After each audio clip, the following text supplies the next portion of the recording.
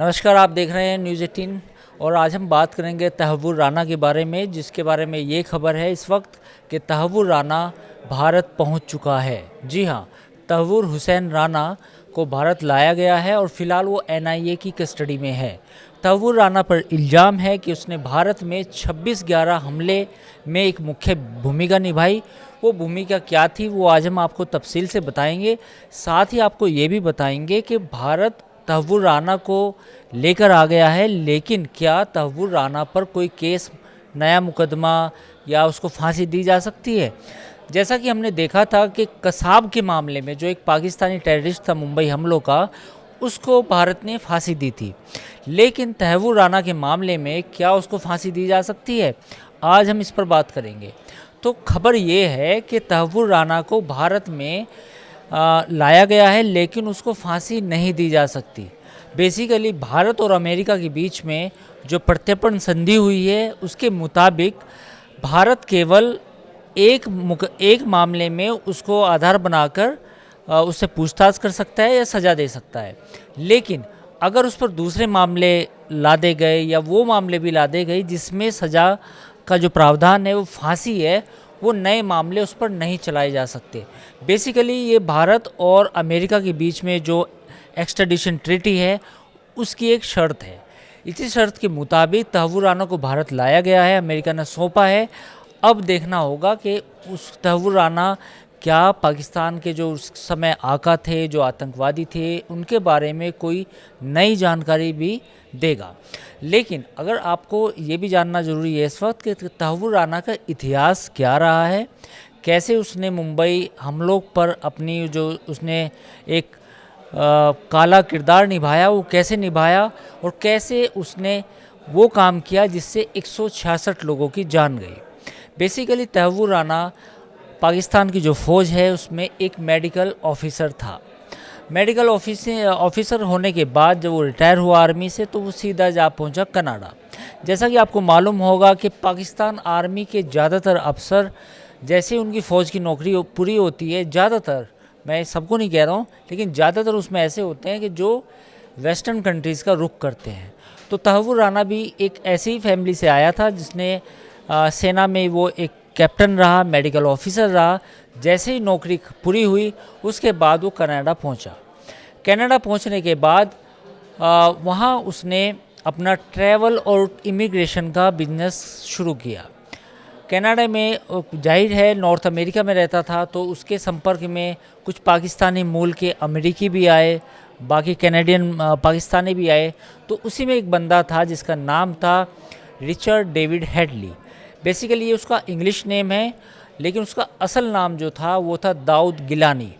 तो दाऊद गिलानी का रोल भी मुंबई हमलों में रहा है, और दाऊद गिलानी का बेसिकली दो नाम थे, एक नाम इंग्लिश था और एक नाम था पाकिस्तानी।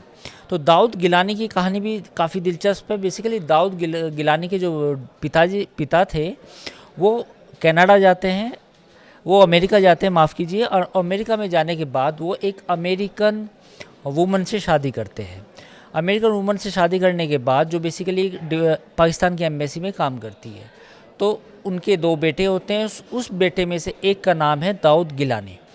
अब जो पाकिस्तानी पिता है वो अपने इन दो बच्चों को लेके पाकिस्तान आते हैं, लेकिन जो दाऊद गिलानी की माँ है जो एक अमेरिकन है, वो पाकिस्तान की जो इस्लामिक कल्चर है, सोसाइटी है, उसमें एडजस्ट नहीं कर पाती, तो वापस वो अमेरिका चली जाती है।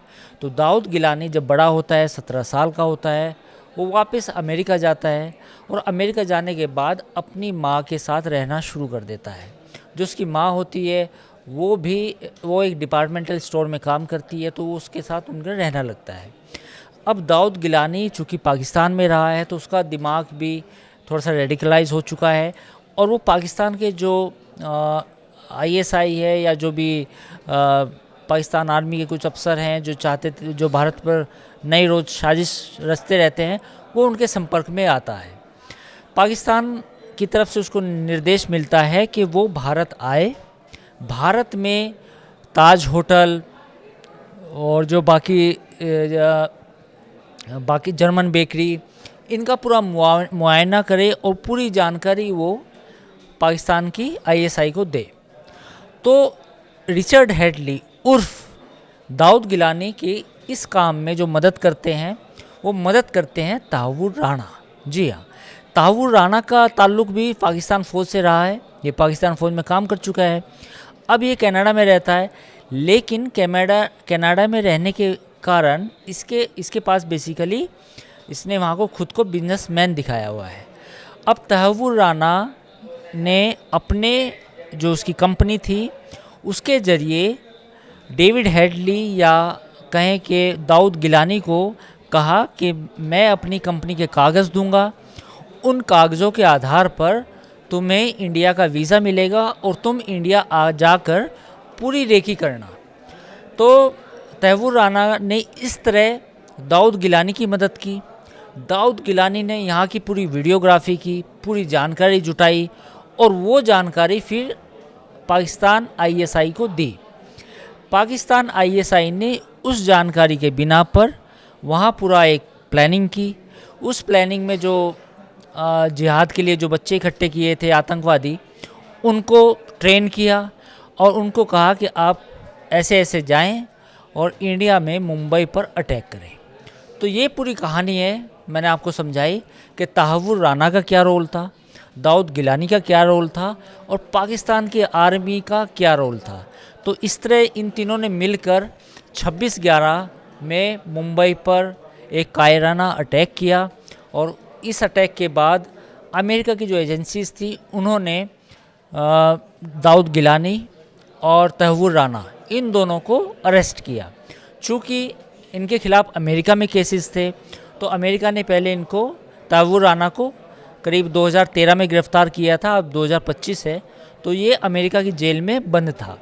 तो अब जब डोनाल्ड ट्रंप और प्रधानमंत्री नरेंद्र मोदी की मुलाकात हुई थी तो उस प्रेस कॉन्फ्रेंस में, उस जॉइंट स्टेटमेंट में अमेरिका के राष्ट्रपति डोनाल्ड ट्रंप ने ये बात कही थी कि हम तहव्वुर राणा जो इंटरनेशनल टेररिस्ट है पाकिस्तान मूल का, उसको हम इंडिया को सौंपने जा रहे हैं। लेकिन जो एक्स्ट्राडिशन ट्रीटी है यानी प्रत्यर्पण संधि है उसके मुताबिक कोई नया मुकदमा तहव्वुर राणा पे नहीं किया जा सकता, फांसी नहीं दी जा सकती, क्योंकि ऑलरेडी अमेरिकन कोर्ट्स में भी इस पर मुकदमे चल रहे हैं। तो कुल मिला के तहव्वुर राणा इस समय एनआईए की कस्टडी में है और अब देखना होगा कि एनआईए उससे पूछताछ करेगी, जानने की कोशिश करेगी कि उस वक्त जो पाकिस्तान की आर्मी के जो लोग थे, आईएसआई के लोग थे, उन्होंने कैसे कैसे ये पूरी साजिश रची इंडिया के ख़िलाफ़ और कैसे कैसे और लोगों का भी इसमें रोल है जिनका नाम शायद अभी तक दुनिया के सामने नहीं आया हो। तो ये था तहव्वुर राणा और दाऊद गिलानी पर एक अपडेट। न्यूज़ 18 इंडिया पर हम आपके लिए और वीडियो लाते रहेंगे। आप हमारे चैनल को लाइक, शेयर और सब्सक्राइब करना ना भूलें।